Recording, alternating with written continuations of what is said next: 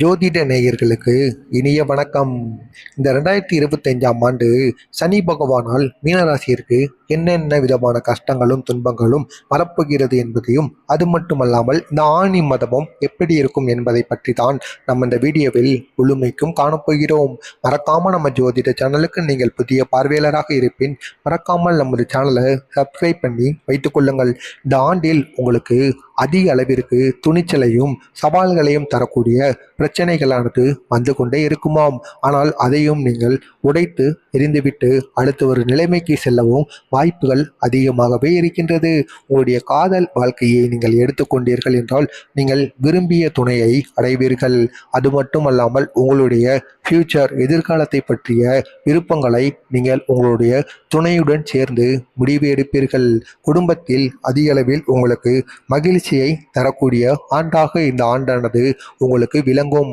உங்களுடைய உடல் நலத்தை பார்த்தால் சளி, உடல்நிலை சரியில்லாமல் போவது, காய்ச்சல் என்பது அடிக்கடி உங்களுக்கு ஏறிட வாய்ப்புகளானது இருக்கின்றது. அது மட்டுமல்லாமல் குடல் சார்ந்த பிரச்சனையானது இந்த ஆண்டில் உங்களுக்கு வர வாய்ப்புகள் அதிகமாக இருக்கின்றது. எனவே நீங்கள் சத்து மிகுந்த உணவுகளை இந்த ஆண்டில் நீங்கள் சாப்பிட்டு வந்தீர்கள் என்றால் மிகவும் உங்களுக்கு நன்மையை தேடி கொடுக்கும். இந்த மீனராசி நேயர்களுக்கு சனி பகவானால் எந்த அளவுக்கு பாதிப்பு ஏற்படும் என்றால், இதுவரை உங்களுக்கு சனி பகவானால் எவ்வளவு பாதிப்பானது ஏற்பட்டு கொண்டிருந்ததோ அதே போல் இந்த ஆண்டானது சனி பகவானால் உங்களுக்கு இந்த ஆணி மாதம் முழுவதும் மட்டுமல்லாமல் இந்த ஆண்டு முழுவதுமே உங்களுக்கு சனி பகவானால் நன்மைகளானது ஏற்படுமாம். அதுவும் அதிக அளவில் எவ்வளவு கெடுதல்கள் ஏற்பட்டதோ அதே அளவுக்கு சனி பகவானால் உங்களுக்கு நன்மைகள் கிடைக்கப்பெற்று அதனால் நீங்கள் செய்கின்ற வேலையிலோ, திருமண யோகத்திலோ, குடும்பத்திலோ எந்த ஒரு சண்டை சச்சரவுமே வராமல் குடும்பத்துடன் நீங்கள் மகிழ்ச்சியாக இருக்கக்கூடிய நாட்களாக சனி பகவான் உங்களுக்கு இந்த ஆண்டை அவர் அமைத்து கொடுப்பாராம். அவ்வளவு சக்தி இருக்கின்றதாம். அது மட்டுமல்லாமல் நீங்கள் வாரம் வாரம் வருகின்ற சனிக்கிழமைகளில் தோறும் நீங்கள் அருகில் இருக்கக்கூடிய சனி பகவான் கோவிலுக்கு சென்று நீங்கள் ஒரே ஒரு தீபத்தை ஏற்றி சனி பகவானுக்கு நல்லெண்ணெயை நீங்கள் அர்ச்சனையாக வாங்கி கொடுத்து தீபத்தை போட்டுவிட்டு சனி பகவானின் அர்ச்சனையை கண்ணார பார்த்துவிட்டு வந்தீர்கள் என்றால் சனி பகவானின் மனதானது மிகவும் குளிர்ச்சி அடைந்து விடுமாம். அதற்கு பிறகு உங்களுடைய வாழ்க்கையில் வெற்றி மேல் வெற்றியானது வந்து கொண்டாட அதிகமாகவே வாய்ப்புகளானது இருக்கின்றது. சனி பகவானின் வாகனமாக கருதப்படக்கூடிய கருடன், அதாவது காகம் இருக்கிறது அல்லவா, காகம் கழுகு, அந்த கழுகை நீங்கள் காலையில் எழுந்து கண்களால் கும்பிட வேண்டுமாம். அல்லது ஏதாவது உணவுகளை அந்த கழுகுக்கு நீங்கள் அளிக்க வேண்டுமாம். அப்படி நீங்கள் கும்பிட்டும் அளித்தும் வந்தீர்கள் என்றால் சனி பகவானின் ஆசி உங்கள் குடும்பத்தின் மீது முழுமையாக கிடைக்குமாம்.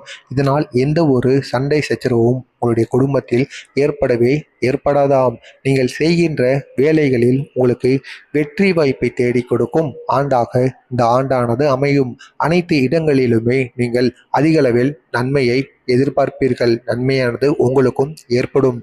உங்களுடைய மகன்கள், அதாவது குழந்தைகளின் படிப்பு விஷயத்தில் நீங்கள் ஆர்வம் காட்ட வேண்டும். ஏனென்றால் அவர்கள் மிகவும் விளையாட்டுத்தனமாக இருக்க வாய்ப்புகளானது இருக்குமாம்.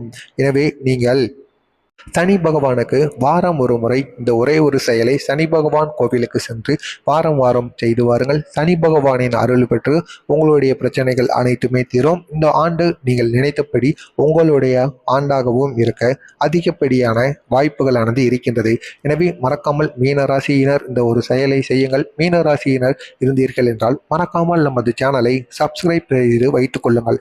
அப்பொழுதுதான் நாம் தொடர்ந்து பதிவிடுகின்ற 12 ராசியினர்கள் பற்றிய வீடியோக்கள் அனைத்துமே தொடர்ந்து உங்களுக்கு நோட்டிபிகேஷனாக வந்து கொண்டே இருக்கும். மறக்காமல் நமது சேனலுக்கு நீங்கள் புதிய பார்வையாளராக இருப்பின் மறக்காமல் நமது சேனலை சப்ஸ்கிரைப் செய்து வைத்துக் கொள்ளுங்கள். அப்பொழுதுதான் நாம் பதிவிடும் அனைத்து விதமான வீடியோக்களும் தொடர்ந்து உங்களுக்கு வந்து கொண்டே இருக்கும். மறக்காமல் நம்ம சேனலை சப்ஸ்கிரைப் பண்ணி வைத்துக் கொள்ளுங்கள். நன்றி, வணக்கம்.